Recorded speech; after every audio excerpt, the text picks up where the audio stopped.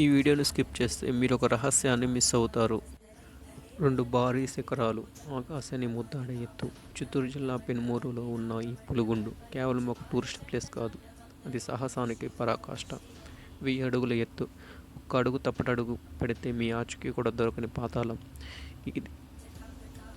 కానీ ఇంతటి భయంకరమైన చోట సాక్షాత్ ఆ పరమశివుడు ఎందుకు వెలిశాడు? ఆ కొండపైన రాత్రిపూట వినిపించే ఆ కొలుచుల చప్పుడు ఎవరిది?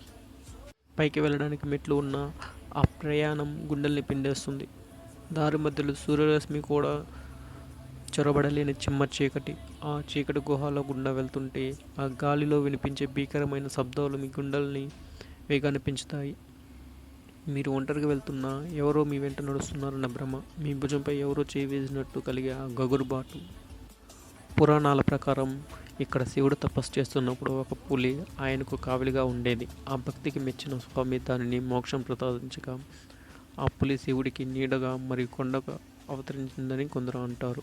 అందుకే దూరం నుండి చూస్తే ఈ కొండ పులితల ఆకారంలో కనిపిస్తుంది. త్రేతాయుగంలో హనుమంతుడు కూడా ఈ కొండపైన శివలింగాన్ని ప్రతిష్ఠించాడని స్థానికులు నమ్ముతారు. అయితే ఆ దేవుడిని దర్శించుకోవాలంటే మాత్రం ఈ ప్రాణాలను పణంగా పెట్టాల్సిందే. ఇక అసలైన డెత్ జోన్, ఆ ఇనుప వంతెన. 2 కొండల మధ్య అగాధంపై వేలాడుతున్న ఆ వంతెన అడుగు వేస్తే గాలి హోరుక ఊగుతుంటే ఆ గొలుసు కిరికిరి శబ్దం మీ ప్రాణాలు తోడేస్తుంది. ఆ గాలిలో వంతెన మీద నిలబెడితే కలిగే ఆ ఫీలింగ్ మీ జీవితంతో మర్చిపోలేదు. కానీ ఒక్క అంగుళం మిస్ అయినా మీ అంతం ఖాయం.